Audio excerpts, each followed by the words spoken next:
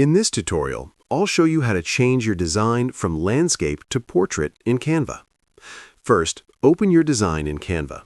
If your design is currently in landscape mode, don't worry, you can easily switch it to portrait. At the top of the screen, click on Resize. Keep in mind that this feature may require a Canva Pro subscription. Inside the Resize menu, select Custom Size. Now you'll see your current design dimensions, width and height.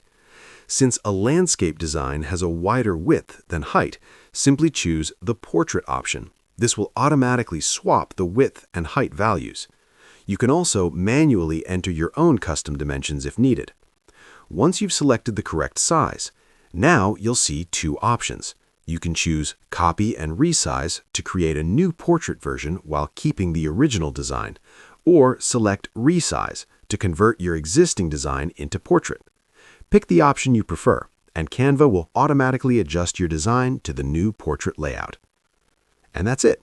That's how you can easily convert a landscape design into portrait in Canva.